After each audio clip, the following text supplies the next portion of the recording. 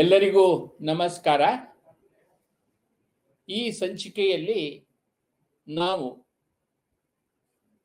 Bachelor of political science 102 ಕೋರ್ಸ್ನ constitutional government and democracy in India the unit 6 fundamental duties ಬಗ್ಗೆ ತಿಳಿಯಲಿದ್ದೇವೆ. ಇಲ್ಲಿ objectives, introduction, entry of fundamental duties in the constitution, non-justifiability of the fundamental duties, significance of fundamental duties ಹಾಗೂ summary. ಇದನ್ನು ಕನ್ನಡಕ್ಕೆ ಅನುವಾದ ಮಾಡಿದಾಗ course 102ರ ಸಾಂವಿಧಾನಿಕ ಸರ್ಕಾರ ಮತ್ತು ಭಾರತದಲ್ಲಿ ಪ್ರಜಾಪ್ರಭುತ್ವ ಪಠ್ಯದಲ್ಲಿ ಬರುವ ಘಟಕ 6ಕ್ಕೆ ಸಂಬಂಧಿಸಿದ ಮೂಲಭೂತ ಕರ್ತವ್ಯಗಳು ಬಗ್ಗೆ ನಾವು ಇಂದು ತಿಳಿಯಲಿದ್ದೇವೆ. ಉದ್ದೇಶಗಳು, ಪರಿಚಯ,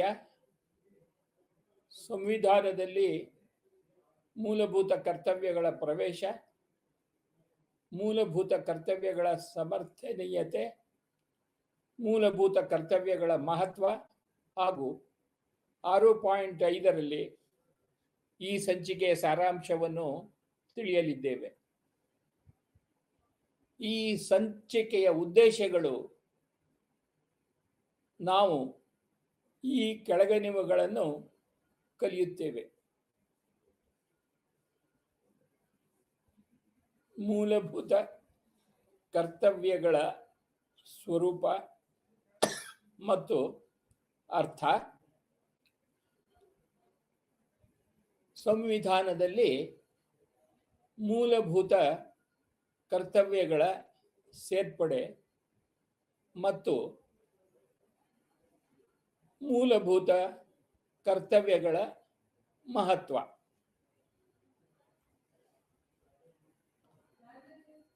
6.1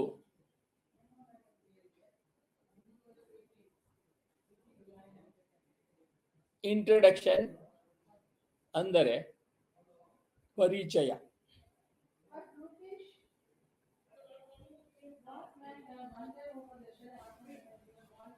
ಮೂಲಭೂತ ಕರ್ತವ್ಯವು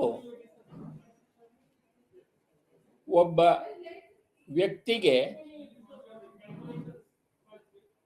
ನೈತಿಕ ಬಾಧ್ಯತೆ ಮತ್ತು ಬದ್ಧತೆಯ ಅರ್ಥವನ್ನು ತಿಳಿಸುತ್ತದೆ. ಜನರು ತಮ್ಮ ಕುಟುಂಬ,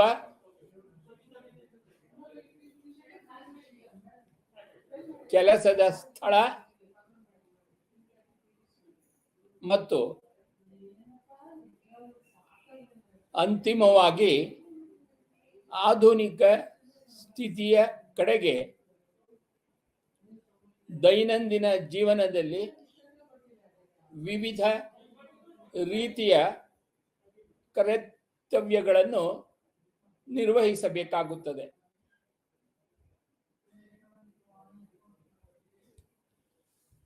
ಪ್ರಾಚೀನ ರೋಮನ್ ತತ್ವಜ್ಞಾನಿ ಸಿಸೆರೋ ತನ್ನ ಕೃತಿ ದಿ ಆಫೀಸಸ್ ಆನ್ ಡ್ಯೂಟೀಸ್ ನಲ್ಲಿ ಕರ್ತವ್ಯವನ್ನು ಚರ್ಚಿಸುತ್ತಾನೆ ಮತ್ತು ಕರ್ತವ್ಯಗಳು 4 ವಿಭಿನ್ನ ಮೂಲಗಳಿಂದ ಬರುತ್ತವೆ ಎಂದು ಅವರು ಅಭಿಪ್ರಾಯಪಟ್ಟಿದ್ದಾರೆ. ಅವುಗಳೆಂದರೆ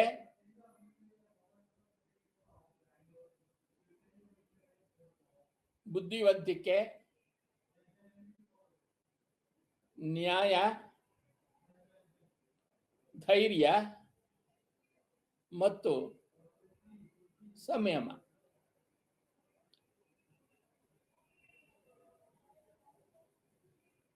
ಘಟಕ 4ರಲ್ಲಿ ನಾವು ನಿನ್ನೆ ಮತ್ತು ಮೊನ್ನೆ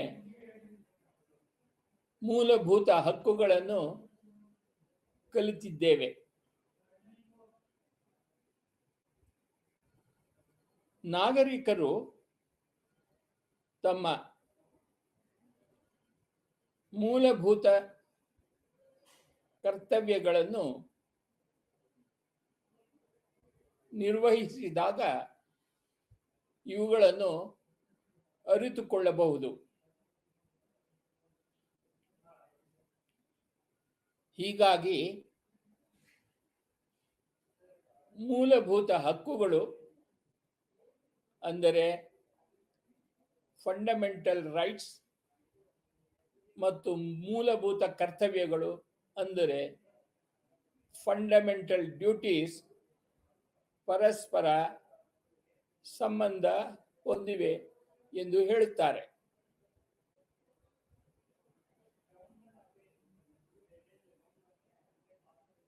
ಒಬ್ಬ ವ್ಯಕ್ತಿಯು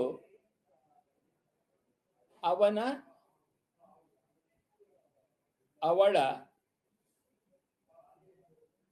ಕರ್ತವ್ಯಗಳನ್ನು ಸರಿಯಾಗಿ ನಿರ್ವಹಿಸಿದಾಗ ಪ್ರತಿಯಾಗಿ ಇತರರ ಮೂಲಭೂತ ಹಕ್ಕುಗಳನ್ನು ರಕ್ಷಿಸಲಾಗಿದೆ ಎಂದು ಅರ್ಥ. ಒಬ್ಬನು ತನ್ನ ಕರ್ತವ್ಯಗಳನ್ನು ನಿರ್ವಹಿಸದೆ ಹಕ್ಕುಗಳನ್ನು ಆನಂದಿಸಲು ಸಾಧ್ಯವಿಲ್ಲ.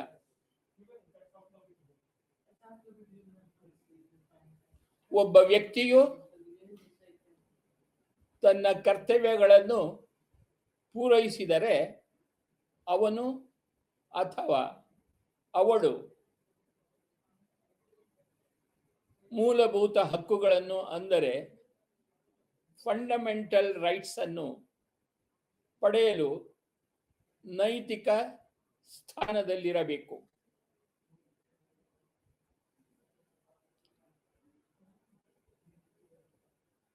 ಹಲವಾರು ದೇಶಗಳು ತಮ್ಮ ಸಂವಿಧಾನಗಳಲ್ಲಿ ಅಂದರೆ ಆ ದೇಶದ ಕಾನ್ಸ್ಟಿಟ್ಯೂಷನ್ ನಲ್ಲಿ ಮೂಲಭೂತ ಕರ್ತವ್ಯಗಳನ್ನು ಒಳಗೊಂಡಿವೆ. ಅಂದರೆ ಫಂಡಮೆಂಟಲ್ ಡ್ಯೂಟೀಸ್ ಆ ಕಾನ್ಸ್ಟಿಟ್ಯೂಷನ್ಗಳಲ್ಲಿ ಇವೆ.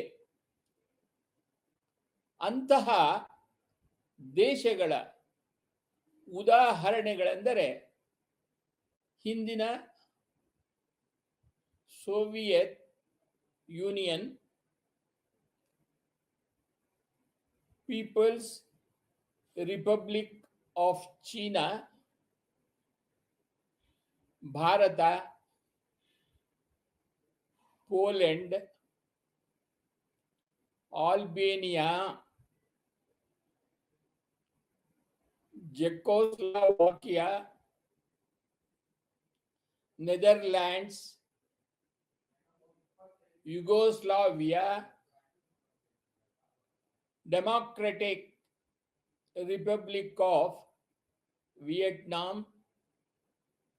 ಜಪಾನ್ ಮತ್ತು ಇಟಾಲಿಯನ್ ರಿಪಬ್ಲಿಕ್, USSR ತಮ್ಮ ಸಂವಿಧಾನಗಳಲ್ಲಿ ಮೂಲಭೂತ ಕರ್ತವ್ಯಗಳನ್ನು ಅಳವಡಿಸಿಕೊಳ್ಳಲು ಮೊದಲ ದೇಶವಾಗಿದೆ. 6.2 entry of the fundamental duties in the constitution, ಅಂದರೆ ಸಂವಿಧಾನದಲ್ಲಿ ಮೂಲಭೂತ ಕರ್ತವ್ಯಗಳ ಪ್ರವೇಶ ಎಂದರ್ಥ.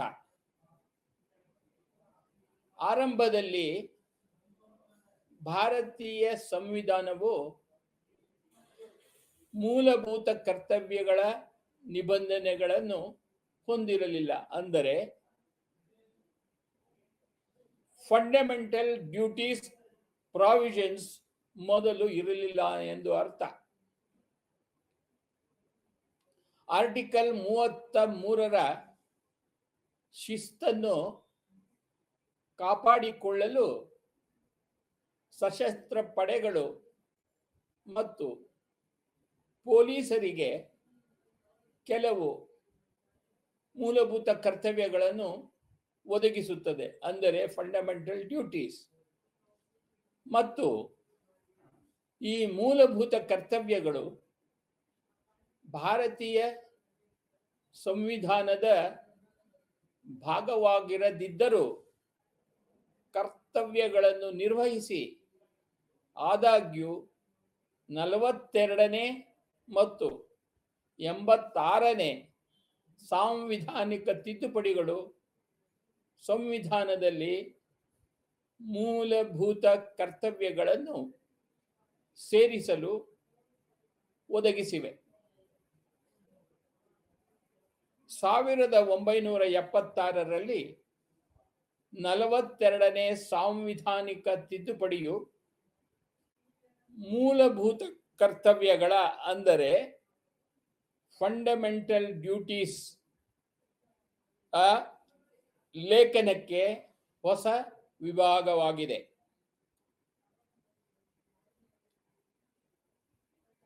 ನೇ ತಿದ್ದುಪಡಿಯನ್ನು 1975 ಹಾಗೂ 1977ರ ನಡುವೆ ತುರ್ತು ಪರಿಸ್ಥಿತಿಯ ಅವಧಿಯಲ್ಲಿ ಅಂಗೀಕರಿಸಲಾಯಿತು. ಸಶಸ್ತ್ರ ಪಡೆಗಳು ಮತ್ತು ಪೊಲೀಸರಿಗೆ ಸೇರದ ಜನರು ಸೇರಿದಂತೆ ಕೆಲವು ಮೂಲಭೂತ ಕರ್ತವ್ಯಗಳನ್ನು ನಿರ್ವಹಿಸುವ ನಿರೀಕ್ಷೆ ಇದೆ.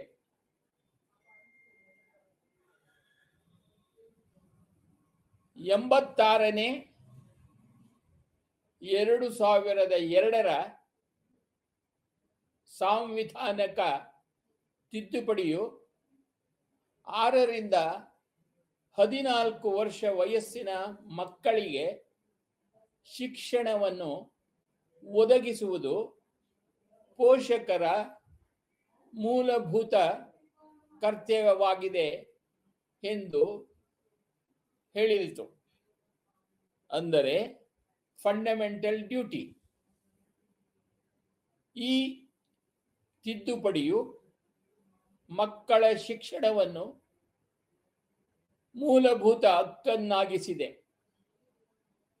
ಈ ತಿದ್ದುಪಡಿಗಳ ನಂತರ ಮೂಲಭೂತ ಕರ್ತವ್ಯಗಳನ್ನು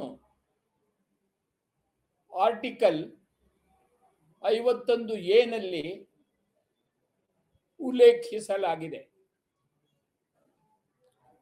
ಸಂವಿಧಾನದ ಭಾಗ 4A ಜನರ ಕೆಲವು ಫಂಡಮೆಂಟಲ್ ಡ್ಯೂಟೀಸ್ ಅಥವಾ ಮೂಲಭೂತ ಕರ್ತವ್ಯಗಳನ್ನು ಉಲ್ಲೇಖಿಸುತ್ತದೆ.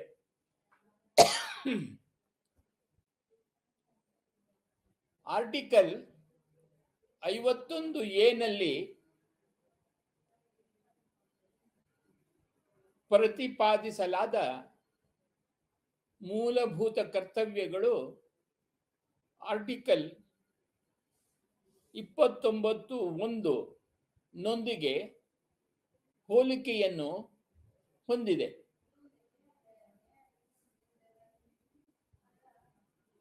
Universal declaration of human rights ಪ್ರಕಾರ ಪ್ರತಿಯೊಬ್ಬರು ಸಮುದಾಯಕ್ಕೆ ಕರ್ತವ್ಯಗಳನ್ನು ಹೊಂದಿದ್ದಾರೆ. ಅದರಲ್ಲಿ ಮಾತ್ರ ಅವರ ವ್ಯಕ್ತಿತ್ವದ ಮುಕ್ತ ಮತ್ತು ಪೂರ್ಣ ಬೆಳವಣಿಗೆ ಸಾಧ್ಯ.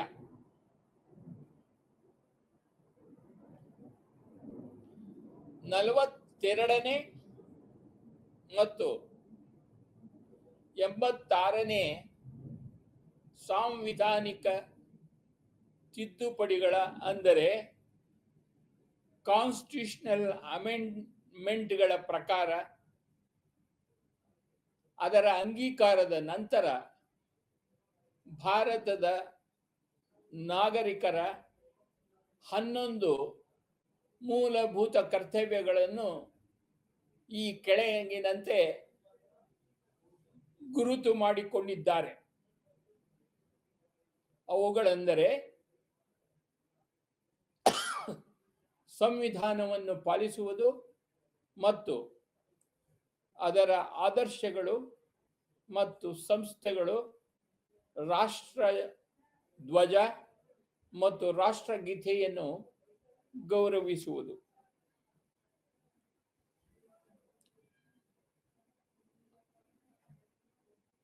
ಸ್ವಾತಂತ್ರ್ಯಕ್ಕಾಗಿ ನಮ್ಮ ರಾಷ್ಟ್ರೀಯ ಹೋರಾಟಕ್ಕೆ ಸ್ಫೂರ್ತಿ ನೀಡಿದ ಉದಾತ್ತ ಆದರ್ಶಗಳನ್ನು ಪಾಲಿಸುವುದು ಮತ್ತು ಅನುಸರಿಸುವುದು.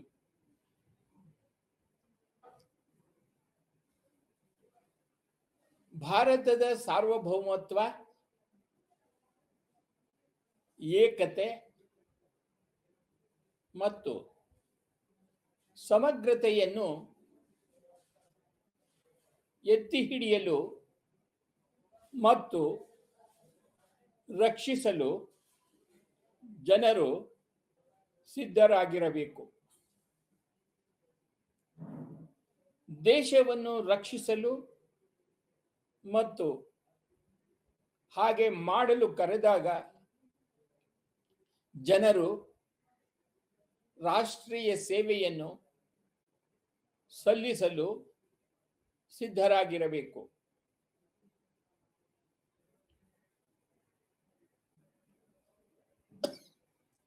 ಮಹಿಳೆಯರ ಘನತೆಗೆ ಅವಹೇಳನಕಾರಿ ಆಚರಣೆಗಳನ್ನು ತ್ಯಜಿಸಲು ಧಾರ್ಮಿಕ, ಭಾಷಾ ಮತ್ತು ಪ್ರಾದೇಶಿಕ ಅಥವಾ ವಿಭಾಗೀಯ ವೈವಿಧ್ಯಗಳನ್ನು ಮೀರಿದ ಭಾರತದ ಎಲ್ಲ ಜನರಲ್ಲಿ ಸಾಮರಸ್ಯ ಮತ್ತು ಸಾಮಾನ್ಯ ಸಹೋದರತ್ವದ ಮನೋಭಾವವನ್ನು ಉತ್ತೇಜಿಸಲು ಜನರು ಸಿದ್ಧರಾಗಿರಬೇಕು.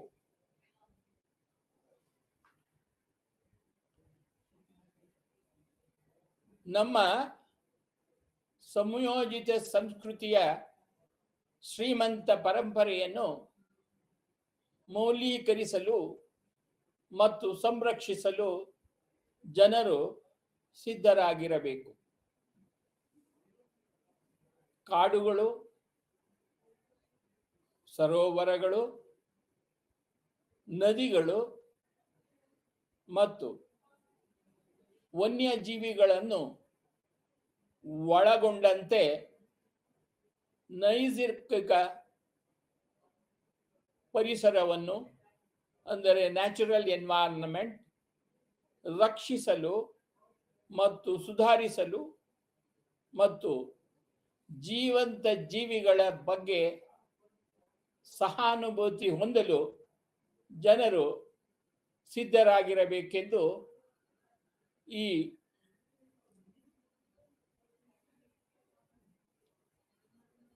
ಕರ್ತವ್ಯಗಳು ಹೇಳುತ್ತವೆ. ವೈಜ್ಞಾನಿಕ ಮನೋಭಾವ,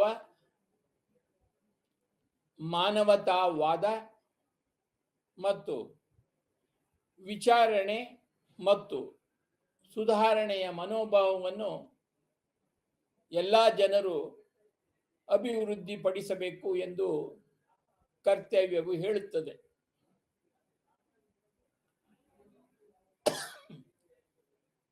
ಸಾರ್ವಜನಿಕ ಆಸ್ತಿಯನ್ನು ರಕ್ಷಿಸಲು ಮತ್ತು ಹಿಂಸೆಯನ್ನು ತ್ಯಜಿಸಲು ಜನರು ಸಿದ್ಧರಾಗಿರಬೇಕು.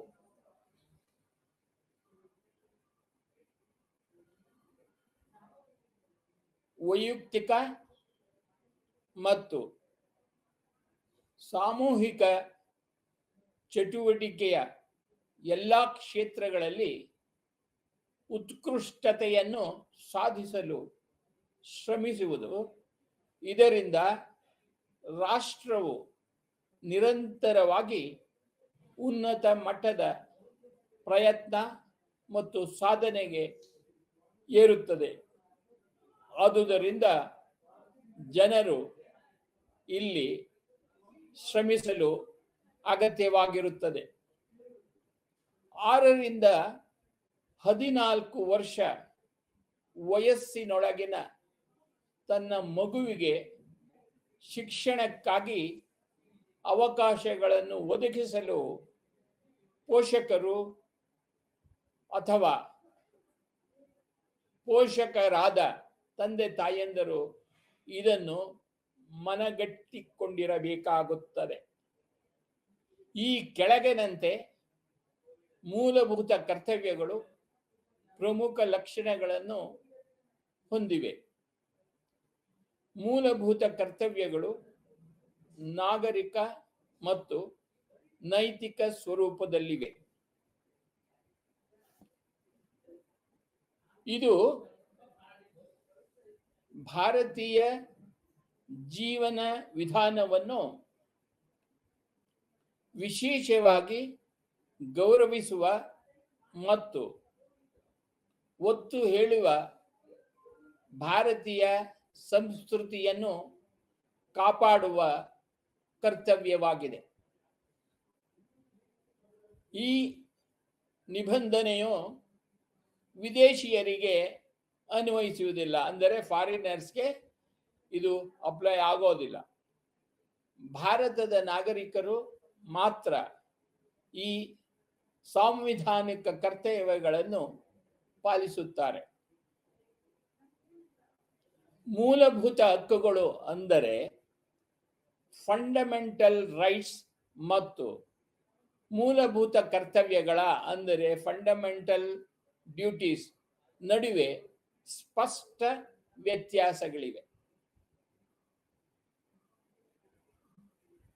ಮೂಲಭೂತ ಕರ್ತವ್ಯಗಳು ನ್ಯಾಯಸಮ್ಮತವಲ್ಲ ಮತ್ತು ಅವನ್ನು ಜಾರಿಗೊಳಿಸಲಾಗದು.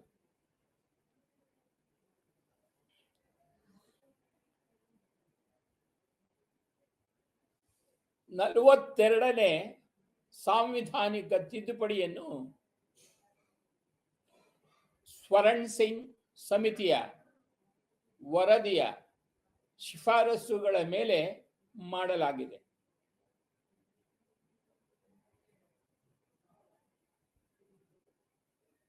ಸ್ವರಣ್ ಸಿಂಗ್ ಸಮಿತಿಯನ್ನು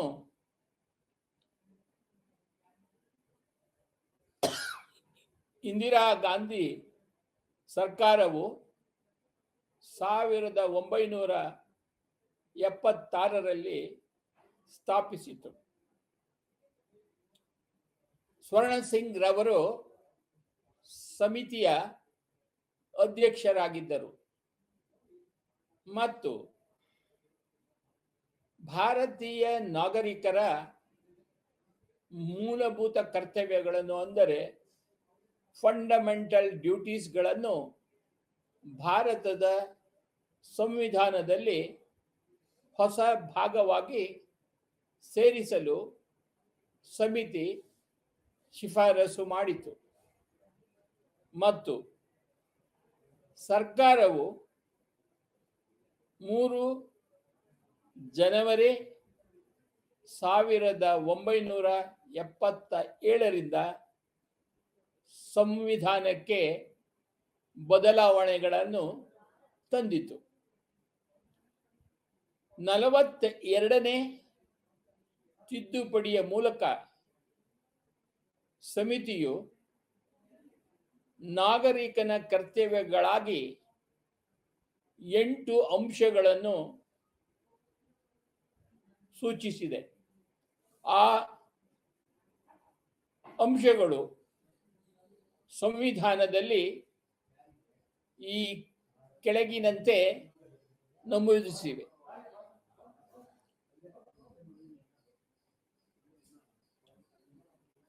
ಸಂವಿಧಾನ ಮತ್ತು ಕಾನೂನುಗಳನ್ನು ಗೌರವಿಸುವುದು ಮತ್ತು ಪಾಲಿಸುವುದು,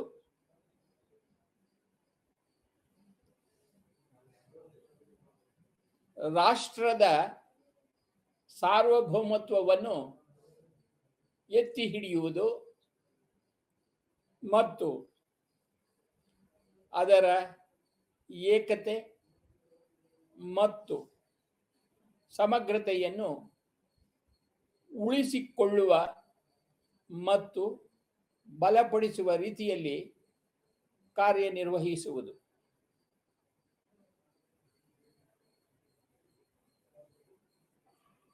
ಸಂವಿಧಾನದಲ್ಲಿ ಪ್ರತಿಪಾದಿಸುವ ಪ್ರಜಾಸತ್ತಾತ್ಮಕ ಸಂಸ್ಥೆಗಳನ್ನು ಗೌರವಿಸುವುದು ಮತ್ತು ಅವುಗಳ ಘನತೆ ಅಥವಾ ಅಧಿಕಾರಕ್ಕೆ ಧಕ್ಕೆ ತರುವಂತಹ ಯಾವುದನ್ನು ಮಾಡದಿರುವುದು.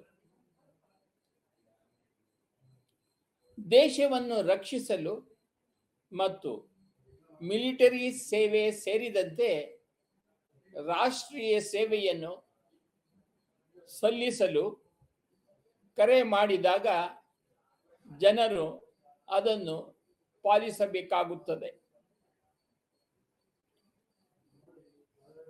ಯಾವುದೇ ರೂಪದಲ್ಲಿ ಕೋಮುವಾದವನ್ನು ತ್ಯಜಿಸುವುದು, ರಾಜ್ಯ ನೀತಿಯ ನಿರ್ದೇಶನ ತತ್ವಗಳ ಅಂದರೆ directive principles of state policy ಅನುಷ್ಠಾನದಲ್ಲಿ ರಾಜ್ಯಕ್ಕೆ ಸಹಾಯ ಮತ್ತು ಸಹಕಾರವನ್ನು ನೀಡಲು ಮತ್ತು ಸಾಮಾಜಿಕ ಮತ್ತು ಆರ್ಥಿಕ ನ್ಯಾಯದ ಹಿತಾಸಕ್ತಿಗಳನ್ನು ಪೂರೈಸಲು ಜನರ ಸಾಮಾನ್ಯ ಒಳಿತನ್ನು ಉತ್ತೇಜಿಸಲು ಅಗತ್ಯವಿರುವಂತೆ ಮಾಡಬೇಕಾಗುತ್ತದೆ.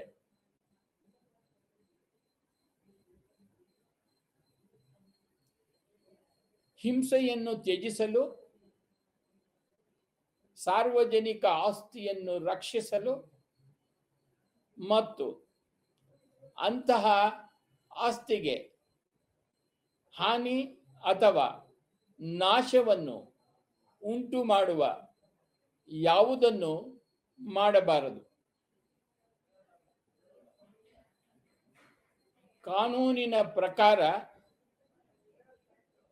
ತೆರಿಗೆಗಳನ್ನು ಪಾವತಿಸಬೇಕು. ಆದರೆ ಪ್ರಧಾನಿ ಇಂದಿರಾ ಗಾಂಧಿ ನೇತೃತ್ವದ ಕಾಂಗ್ರೆಸ್ ಸರ್ಕಾರವು ಸ್ವರಣ್ ಸಿಂಗ್ ಸಮಿತಿಯ ಮಾಡಿದ ಎಲ್ಲ ಸಲಹೆಗಳನ್ನು ಅಥವಾ ಶಿಫಾರಸುಗಳನ್ನು ಸ್ವೀಕರಿಸಲಿಲ್ಲ.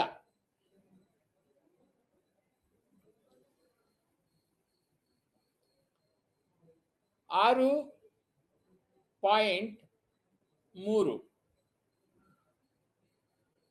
ನಾನ್ justifiability of the fundamental duties,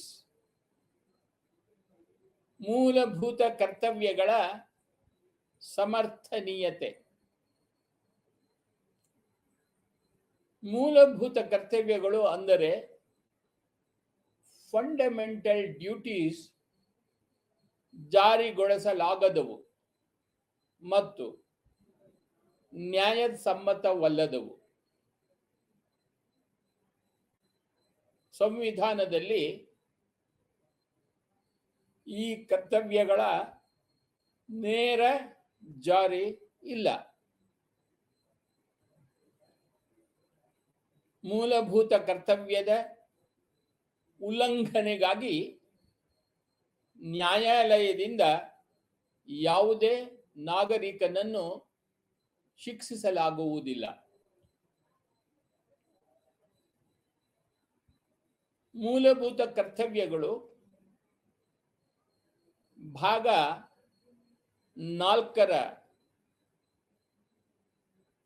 directive principles of state policy ಅಂದರೆ ರಾಜ್ಯ ನೀತಿಯ ನಿರ್ದೇಶನ ತತ್ವಗಳಂತೆ ಮೂಲಭೂತ ಕರ್ತವ್ಯಗಳನ್ನು ಭಾಗ 4A ಸೇರಿಸಲಾಗಿದೆ. ಅದು ನ್ಯಾಯಸಮ್ಮತವಲ್ಲದ ಹಾಗೂ ಜಾರಿಗೆ ಇಳಿಸಲಾಗದು.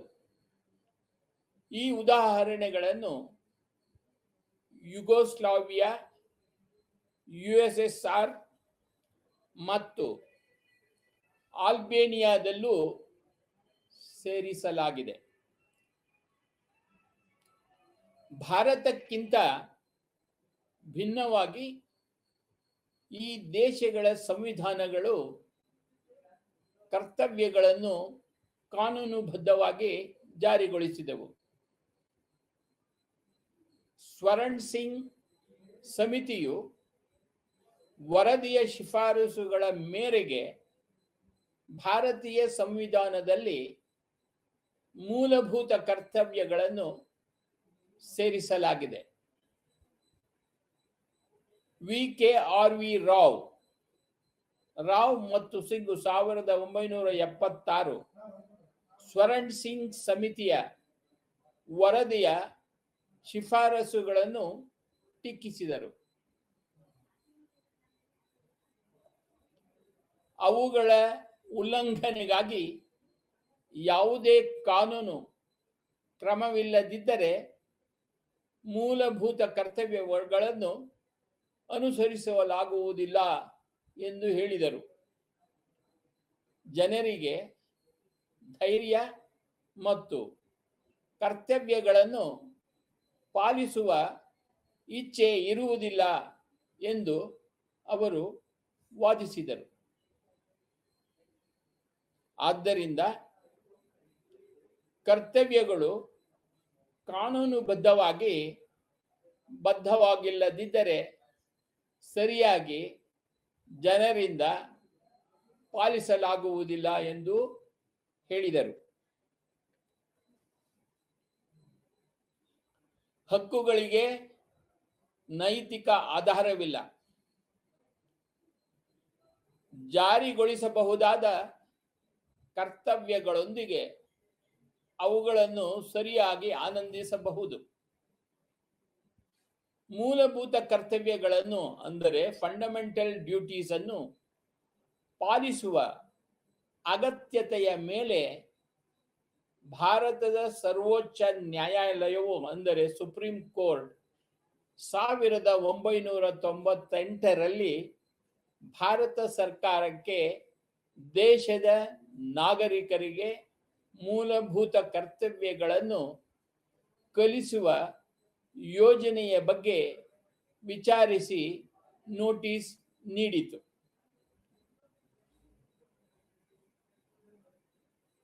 ಈ ಸೂಚನೆಗೆ ಪ್ರತಿಕ್ರಿಯೆಯಾಗಿ ಭಾರತ ಸರ್ಕಾರವು ನ್ಯಾಯಮೂರ್ತಿ JM ವರ್ಮಾ ಸಮಿತಿಯ ಅಧ್ಯಕ್ಷದಲ್ಲಿ ಸಮಿತಿಯನ್ನು ಸ್ಥಾಪಿಸಿತು.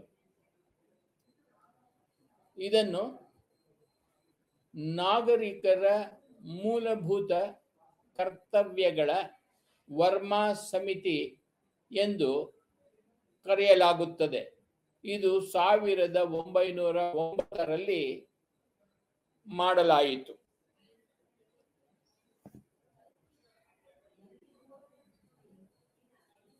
ಮೂಲಭೂತ ಕರ್ತವ್ಯಗಳ ಕಾರ್ಯಾಚರಣೆಯ ಅಂಶಗಳನ್ನು ಪರೀಕ್ಷಿಸಲು ಮತ್ತು ಜನರಿಗೆ ಕಲಿಸಲು ಮತ್ತು ಶಿಕ್ಷಣ ನೀಡಲು ಕ್ರಮಗಳನ್ನು ಶಿಫಾರಸು ಮಾಡಲು ಮೂಲಭೂತ ಕರ್ತವ್ಯಗಳನ್ನು ಪಾಲಿಸುವ ಅಗತ್ಯತೆಯ ಬಗ್ಗೆ ವರ್ಮಾ ಸಮಿತಿಯು ಈ ಕೆಳಗಿನ ಶಿಫಾರಸುಗಳನ್ನು ಮಾಡಿದೆ.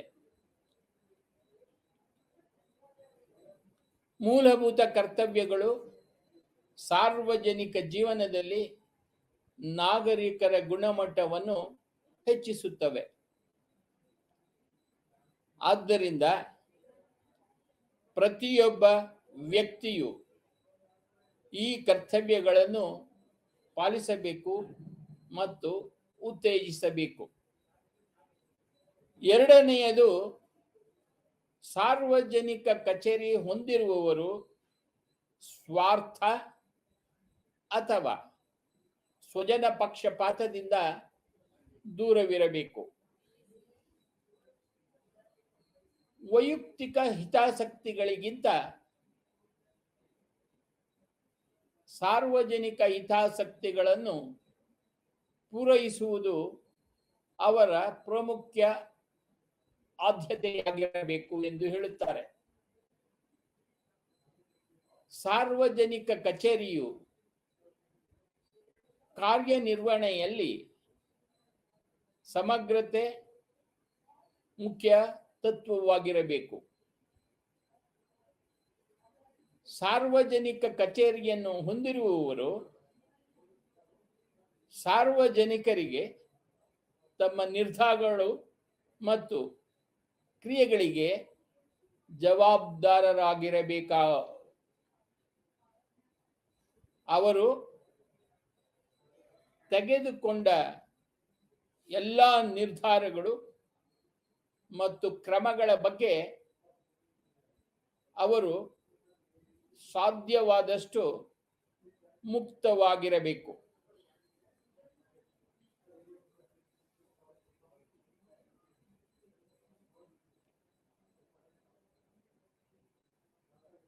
ಸಾರ್ವಜನಿಕ ಅಧಿಕಾರಿಗಳು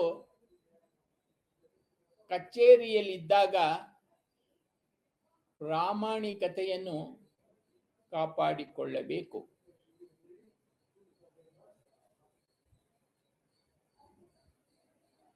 ಸಾರ್ವಜನಿಕ ಕಚೇರಿಯನ್ನು ಹೊಂದಿರುವವರು ನಾಯಕತ್ವ ಕೌಶಲ್ಯದಿಂದ ಈ ತತ್ವಗಳನ್ನು ಉತ್ತೇಜಿಸಬೇಕು ಮತ್ತು ಒಂದು ಮಾದರಿಯನ್ನು ಮೂಲಭೂತವಾದದ ಬಗ್ಗೆ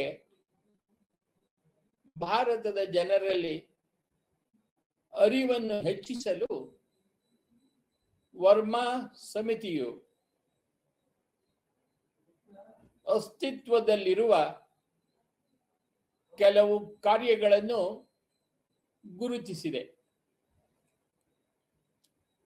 ಅಂತಹ ಕರ್ತವ್ಯಗಳ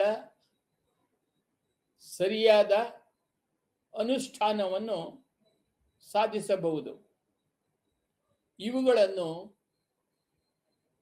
ನಾವು ಈ ಕೆಳಗೆ ಚರ್ಚಿಸಲಿದ್ದೇವೆ.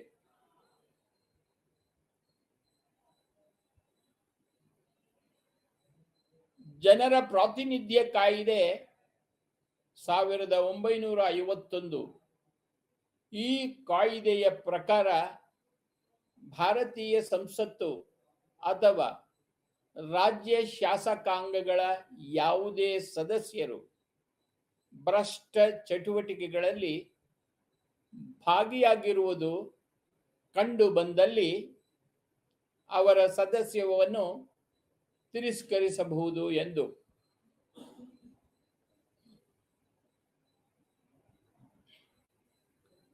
ಕಾನೂನು ಬಾಹಿರ ಚಟುವಟಿಕೆಗಳ ಸಂರಕ್ಷಣಾ ಕಾಯ್ದೆ 1967 ಶಾಂತಿಯುತ ಮತ್ತು ಸ್ಥಿರ ಸಮಾಜವನ್ನು ಮಾಡುವ ದೃಷ್ಟಿಯಿಂದ ದೇಶದ ರಾಷ್ಟ್ರೀಯ ಗಡಿಯೊಳಗಿನ ಪಂಥೀಯ ಸಂಘಟನೆಗಳನ್ನು ನಿಷೇಧಿಸಬೇಕು. ನಾಗರಿಕ ಹಕ್ಕುಗಳ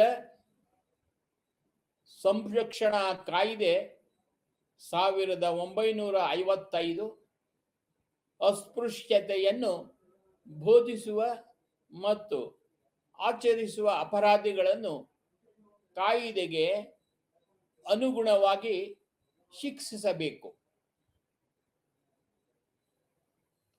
ವನ್ಯಜೀವಿ ಸಂರಕ್ಷಣಾ ಕಾಯ್ದೆ 1972 ಇದು ಅಪರೂಪದ ಮತ್ತು ನಾಶವಾಗುತ್ತಿರುವ ಪ್ರಾಣಿಗಳು, ಪಕ್ಷಿಗಳು ಮತ್ತು ಸಸ್ಯಗಳನ್ನು ರಕ್ಷಿಸುವ ಮತ್ತು ಸಂರಕ್ಷಿಸುವ ಗುರಿಯನ್ನು ಹೊಂದಿದೆ. ಈ ಕಾರಣಕ್ಕಾಗಿ ಈ ಕಾಯ್ದೆಯು ಪ್ರಾಣಿಗಳ ಅಕ್ರಮ ವ್ಯಾಪಾರವನ್ನು ಬಲವಾಗಿ ನಿಷೇಧಿಸುತ್ತದೆ.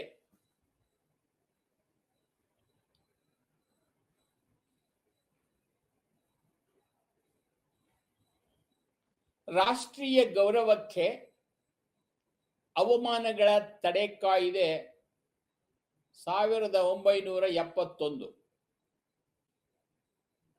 ಈ ಕಾಯ್ದೆಯ ಮೂಲಕ ರಾಷ್ಟ್ರಗೀತೆ, ಧ್ವಜ,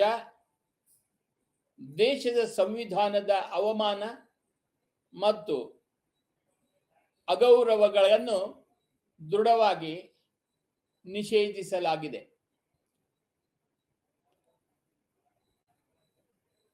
ಅರಣ್ಯ ಸಂರಕ್ಷಣಾ ಕಾಯ್ದೆ 1980 ಹೆಚ್ಚುತ್ತಿರುವ ಅವನತಿಯನ್ನು ಗಮನದಲ್ಲಿಟ್ಟುಕೊಂಡು ನೈಸರ್ಗಿಕ ಅರಣ್ಯ ನಾಶವನ್ನು ಕಾಯ್ದೆ ಬಲವಾಗಿ ನಿಷೇಧಿಸುತ್ತದೆ.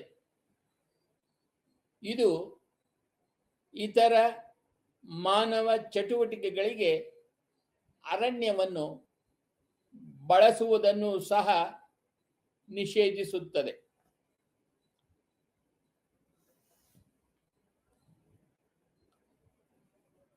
ಕರ್ತವ್ಯಗಳನ್ನು ಪರಿಣಾಮಕಾರಿಯಾಗಿ ಪೂರೈಸಲು ಅನುಕೂಲಕರ ವಾತಾವರಣವನ್ನು ಸೃಷ್ಟಿಸಲು ಭಾರತದ ಸರ್ವೋಚ್ಚ ನ್ಯಾಯಾಲಯವು ಸರ್ಕಾರಗಳಿಗೆ ನಿರ್ದೇಶನಗಳನ್ನು ನೀಡಿದೆ.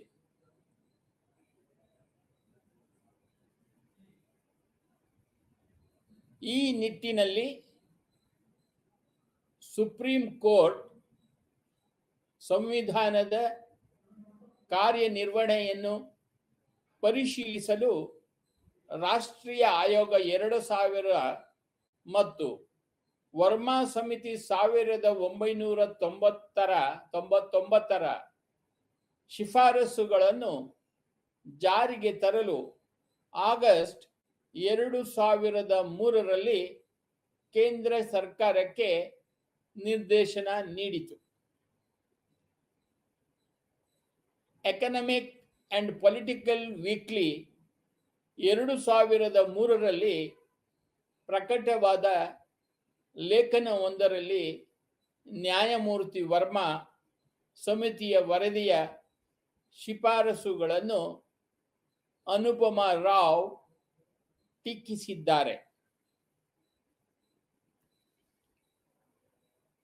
ನ್ಯಾಯಮೂರ್ತಿ ವರ್ಮಾ ಅವರ ವರದಿಯು ರಾಜ್ಯ ಮತ್ತು ರಾಷ್ಟ್ರಕ್ಕೆ ಸಂಬಂಧಿಸಿದಂತೆ ನಾಗರಿಕರ ಕರ್ತವ್ಯಗಳ ಮೇಲೆ ಅಸಮಾನವಾಗಿ ಒತ್ತು ನೀಡುತ್ತದೆ ಎಂದು ಅವರು ವಾದಿಸುತ್ತಾರೆ.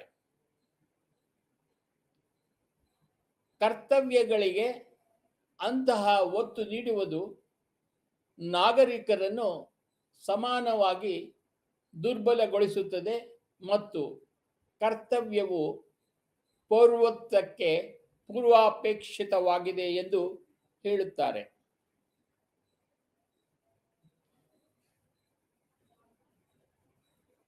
Significance of fundamental duties.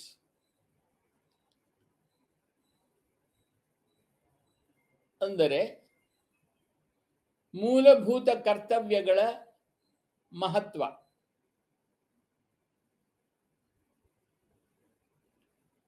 ಮೂಲಭೂತ ಕರ್ತವ್ಯಗಳು ನೈತಿಕ, ಸಾಮಾಜಿಕ ಮತ್ತು ಆರ್ಥಿಕ ಮಹತ್ವವನ್ನು ಹೊಂದಿವೆ. ಒಬ್ಬ ನಾಗರಿಕನು ತನ್ನ ಕರ್ತವ್ಯಗಳನ್ನು ನಿರ್ವಹಿಸಿದರೆ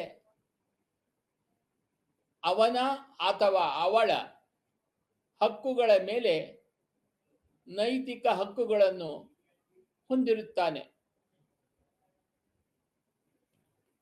ಕರ್ತವ್ಯಗಳನ್ನು ಪೂರೈಸುವುದು ಪರಿಸರ ಮತ್ತು ಆರ್ಥಿಕ ಅಭಿವೃದ್ಧಿಗೆ ಸಹಾಯ ಮಾಡುತ್ತದೆ. ಇದು ಸಮಾಜದ ಮಾನವ ಅಭಿವೃದ್ಧಿಯನ್ನು ಸಾಧಿಸಲು ಸಹಾಯ ಮಾಡುತ್ತದೆ. ಪ್ರಜ್ಞೆ ಮತ್ತು ಕಳೆದ ಕೆಲವು ದಶಕಗಳಲ್ಲಿ ಭಾರತದಲ್ಲಿ ಮೂಲಭೂತ ಕರ್ತವ್ಯಗಳನ್ನು ಪೂರೈಸುವ ಅರಿವು ಹೆಚ್ಚಾಗಿದೆ.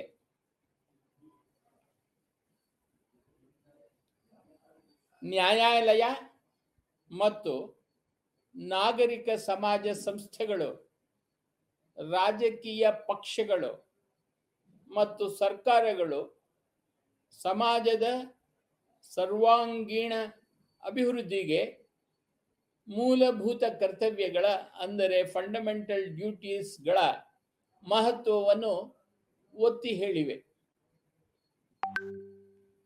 ಈ ಘಟಕದಲ್ಲಿ ನಾವು ಹಿಂದೆ ಅರಿತುಕೊಂಡಂತೆ ಮೂಲಭೂತ ಕರ್ತವ್ಯಗಳನ್ನು 42ನೇ ತಿದ್ದುಪಡಿಯ ಮೂಲಕ ಸಂವಿಧಾನದಲ್ಲಿ ಸೇರಿಸಲಾಗಿದೆ.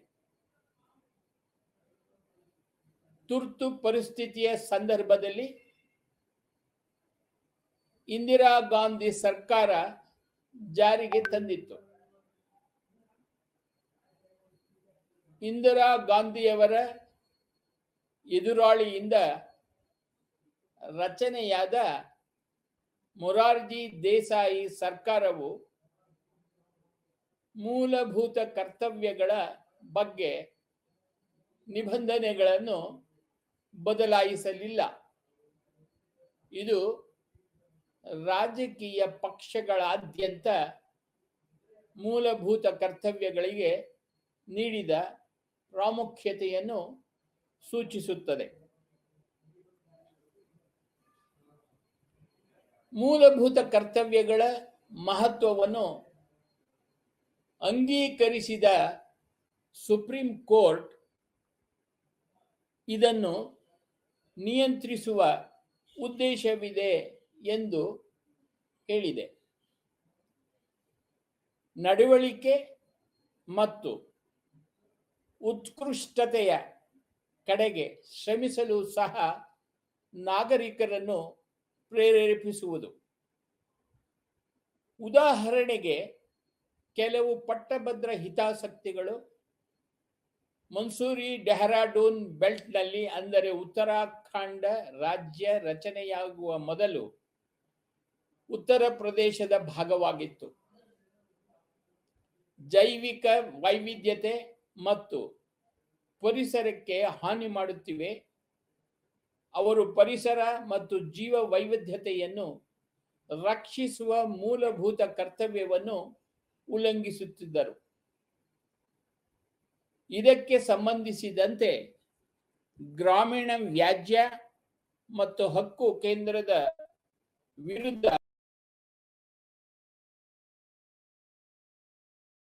ಜೀವ ವೈವಿಧ್ಯ ಮತ್ತು ಪರಿಸರವನ್ನು ರಕ್ಷಿಸುವುದು ಮೂಲಭೂತ ಕರ್ತವ್ಯವಾಗಿದೆ ಮತ್ತು ಅದರ ರಕ್ಷಣೆಗಾಗಿ ನಿರ್ದೇಶನವನ್ನು ಮಾಡಿದೆ. ಸಂವಿಧಾನ ಪರಿಶೀಲನಾ ಆಯೋಗದ ಅಧ್ಯಕ್ಷ ಎನ್ ವೆಂಕಟಾಚಲಯ್ಯ ಅವರು ಮೂಲಭೂತ ಕರ್ತವ್ಯಗಳ ಯಶಸ್ವಿ ಅನುಷ್ಠಾನಕ್ಕೆ ಸರ್ಕಾರವು ತೆಗೆದುಕೊಳ್ಳಬೇಕಾದ ಕೆಲವು ಉಪಕ್ರಮಗಳನ್ನು ಶಿಫಾರಸು ಮಾಡಿದರು. ಅವರ ಕೆಳಗೆ ತಿಳಿಸಿದಂತೆ ಕೆಲವು ಶಿಫಾರಸುಗಳನ್ನು ಒಳಗೊಂಡಿತ್ತು. ಕೇಂದ್ರ ಮತ್ತು ರಾಜ್ಯ ಸರ್ಕಾರಗಳು ಜನರನ್ನು ಜಾಗೃತಗೊಳಿಸಬೇಕು ಮತ್ತು ನಾಗರಿಕರಲ್ಲಿ ಮೂಲಭೂತ ಕರ್ತವ್ಯಗಳ ಬಗ್ಗೆ ಸಾಮಾನ್ಯ ಅರಿವು ಮೂಡಿಸಬೇಕು. ಧಾರ್ಮಿಕ ಸ್ವಾತಂತ್ರ್ಯದ ಹಕ್ಕು ಮತ್ತು ಇತರ ಸ್ವಾತಂತ್ರ್ಯಗಳನ್ನು ಅಸೂಯೆಯಿಂದ ರಕ್ಷಿಸಬೇಕು ಮತ್ತು ಅಲ್ಪಸಂಖ್ಯಾತರು ಮತ್ತು ಸಹ ನಾಗರಿಕರ ಹಕ್ಕುಗಳನ್ನು ಗೌರವಿಸಬೇಕು. ಜನರು ಚುನಾವಣೆಯಲ್ಲಿ ಮತ ಚಲಾಯಿಸುವುದು, ತೆರಿಗೆ ಪಾವತಿಸುವುದು ಮತ್ತು ಪ್ರಜಾಪ್ರಭುತ್ವದ ಆಡಳಿತ ಪ್ರಕ್ರಿಯೆಯಲ್ಲಿ ಸಕ್ರಿಯವಾಗಿ ಪಾಲ್ಗೊಳ್ಳುವುದು ತಮ್ಮ ಕರ್ತವ್ಯದ ಬಗ್ಗೆ ಜಾಗೃತೆ ಮೂಡಿಸಬೇಕು. ನಾಗರಿಕರ ಮೂಲಭೂತ ಕರ್ತವ್ಯಗಳ ಕಾರ್ಯಾಚರಣೆಯ ಕುರಿತು ನ್ಯಾಯಮೂರ್ತಿ ವರ್ಮಾ ಸಮಿತಿಯ ಶಿಫಾರಸುಗಳನ್ನು ಶೀಘ್ರವಾಗಿ ಜಾರಿಗೊಳಿಸಬೇಕು. ಕೈಗಾರಿಕಾ ಸಂಸ್ಥೆಗಳು ತಮ್ಮ ಉದ್ಯೋಗಿಗಳ ಮಕ್ಕಳಿಗೆ ಶಿಕ್ಷಣವನ್ನು ನೀಡಬೇಕು. ಈ ದಿನದ ಸಂಚಿಕೆಯ ಸಾರಾಂಶವೇನೆಂದರೆ, ಮೂಲಭೂತ ಕರ್ತವ್ಯಗಳು ಭಾರತೀಯ ಸಮಾಜದೊಳಗಿನ ವಿವಿಧ ಜಾತಿಗಳು ಮತ್ತು ಪಂಥಗಳ ಸದಸ್ಯರ ನಡುವೆ ರಾಷ್ಟ್ರೀಯ ಏಕತೆ ಮತ್ತು ಸಾಂಸ್ಕೃತಿಕ ಸಾಮರಸ್ಯಕ್ಕೆ ಕಾರಣವಾಗುತ್ತದೆ. ಇಂದಿನ USSR ತನ್ನ ಸಂವಿಧಾನದಲ್ಲಿ ಮೂಲಭೂತ ಕರ್ತವ್ಯಗಳನ್ನು ಅಳವಡಿಸಿಕೊಂಡ ವಿಶ್ವದ ಮೊದಲ ದೇಶವಾಗಿದ್ದರೂ ಈಗ ವಿಶ್ವದ ಕಮ್ಯುನಿಸ್ಟ್ ಮತ್ತು ಕಮ್ಯುನಿಸ್ಟ್ ಅಲ್ಲದ ದೇಶಗಳೆರಡು ಮೂಲಭೂತ ಕರ್ತವ್ಯಗಳಿಗೆ ನಿಬಂಧನೆಗಳನ್ನು ಹೊಂದಿವೆ. ಆರಂಭದಲ್ಲಿ ಸಶಸ್ತ್ರ ಹೊರತುಪಡಿಸಿ ಪಡೆಗಳು ಮತ್ತು ಪೊಲೀಸ್ ಮೂಲಭೂತ ಕರ್ತವ್ಯಗಳನ್ನು ಭಾರತೀಯ ಸಂವಿಧಾನದಲ್ಲಿ ಉಲ್ಲೇಖಿಸಲಾಗಲಿಲ್ಲ. ಅವುಗಳನ್ನು ಮೊದಲು 42ನೇ ಸಾಂವಿಧಾನಿಕ ತಿದ್ದುಪಡಿ ಕಾಯ್ದೆ 1976ರ ಮೂಲಕ ಸಂವಿಧಾನದಲ್ಲಿ ಸೇರಿಸಲಾಯಿತು.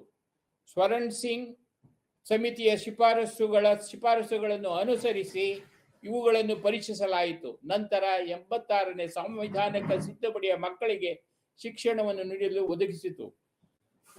6 ರಿಂದ 14 ವರ್ಷಗಳ ಮಕ್ಕಳಿಗೆ ಪೋಷಕರ ಮೂಲಭೂತ ಕರ್ತವ್ಯ ಎಂದು ಹೇಳಿತು. ಮೂಲಭೂತ ಕರ್ತವ್ಯಗಳು ಮತ್ತು ಮೂಲಭೂತ ಹಕ್ಕುಗಳ ನಡುವೆ ವ್ಯತ್ಯಾಸಗಳಿವೆ. ಮೂಲಭೂತ ಹಕ್ಕುಗಳು ನ್ಯಾಯಾಲಯದಿಂದ ಜಾರಿಗೊಳಿಸಬಹುದಾದ ಮತ್ತು ನ್ಯಾಯಸಮ್ಮತವಾಗಿರುತ್ತದೆ. ಆದರೆ ಮೂಲಭೂತ ಕರ್ತವ್ಯಗಳನ್ನು ಕಾನೂನುಬದ್ಧವಾಗಿ ಜಾರಿಗೊಳಿಸಲಾಗುವುದಿಲ್ಲ. ಇಲ್ಲಿಗೆ ಆರ್ಟಿಕಲ್ 51A ಪರಿಣಾಮಕಾರಿ ಅನುಷ್ಠಾನಕ್ಕೆ ಮೂಲಭೂತ ಕರ್ತವ್ಯಗಳನ್ನು ಉಲ್ಲಂಘಿಸಿದವರನ್ನು ಶಿಕ್ಷಿಸುವ ನಿಬಂಧನೆಗಳು ಇರಬೇಕು ಎಂದು PVKRV ರಾವ್ ಅಭಿಪ್ರಾಯಪಟ್ಟಿದ್ದಾರೆ. 21ನೇ ಶತಮಾನದಲ್ಲಿ ಮೂಲಭೂತ ಕರ್ತವ್ಯಗಳು ಹೆಚ್ಚಿನ ಪ್ರಸ್ತುತತೆಯನ್ನು ಹೊಂದಿವೆ. ಇಲ್ಲಿಗೆ ಇಂದಿನ ಸಂಚಿಕೆ ಮುಗಿಯಲಿದೆ. ಎಲ್ಲರಿಗೂ ನಮಸ್ಕಾರ.